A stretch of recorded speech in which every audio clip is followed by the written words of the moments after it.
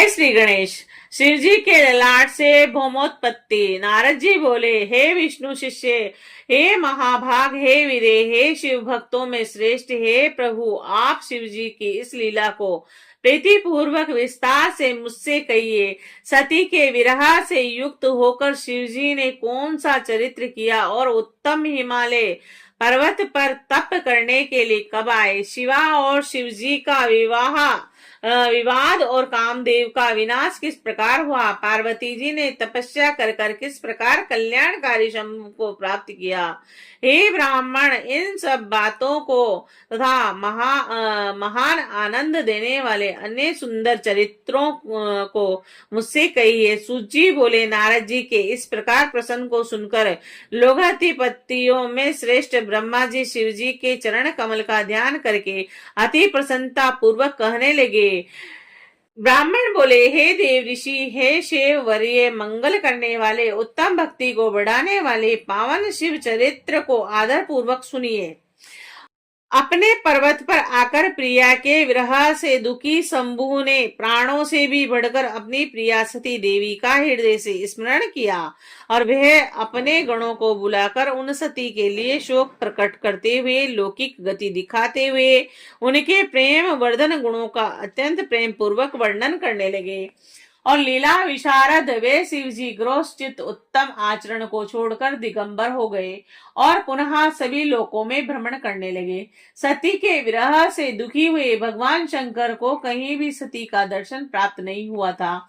तब भक्तों का कल्याण करने वाले शिवजी पुनः कैलाश पर्वत पर आ गए और उसके बाद उन्होंने यत्न पूर्वक मन को एकाग्रह दुख दूर करने वाली समाधि लगाई और अपने अविनाशी स्वरूप का दर्शन किया। इस प्रकार मायाधीश गुणातीत विकार रहित ब्रह्म स्वयंभू सदाशिव स्थायी होकर समाधि में बहुत दिनों तक लीन रहे। जब समाधि लगाए हुए उनको बहुत वर्ष व्यतीत हो गए, तब उन्होंने अपनी समाधि का त्याग किया। उस समय जो चरित्र हुआ उसे मैं आपसे शीघ्र कह रहा हूँ। प्रभु के ललाट स्थल से जो पसीने की बूंदे पृथ्वी पर गिरी, उनसे शीघ्र ही एक बालक उत्पन्न हुआ।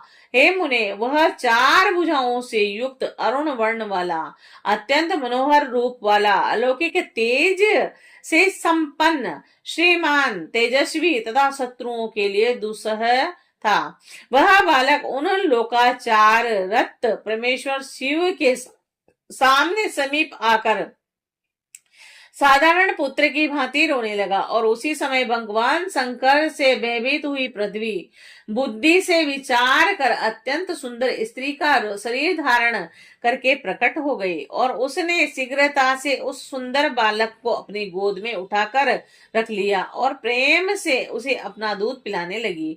और इस प्रकार वह परमेश्वर के हित साधन के लिए सत्य भाव से बालक की माता बनी और प्रेम पूर्वक हंसते हुए बालक का मुख चूमने लगी।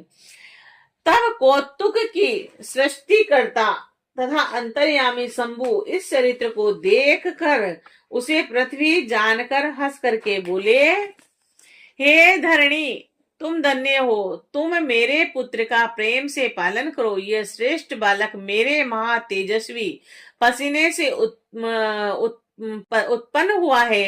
हे श्रुते, यद्यपि मेरे श्रम जल पसीने से उत्पन्न हुआ यह बालक मुझे बड़ा प्रिय है, फिर भी यह तुम्हारे नाम से विख्यात होगा और सदा तीनों तापों से रहित होगा। यह बालक भूमि दान करने वाला, गुणों से संपन्न और तुम्हें तथा मुझको भी सुख प्रदान करने वाला होगा।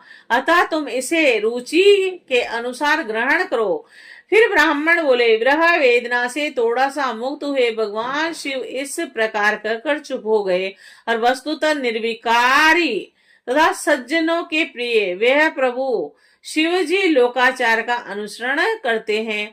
और तब शिव जी से आज्ञा लेकर पृथ्वी शीघ्र पुत्र सहित अपने स्थान को चली गई और उसे अत्यंत सुख प्राप्त हुआ। वह बालक भूम नाम प्राप्त करके शीघ्र ही युवा हो और उस काशी में बहुत काल तक शिव जी की सेवा करता रहा।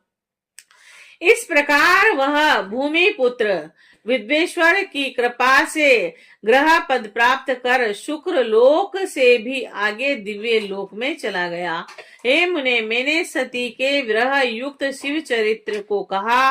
अब आप शिव जी की तपस्या के आचरण को आदर से सुनिए। श्री शिवाय नमस्तुभ्यम।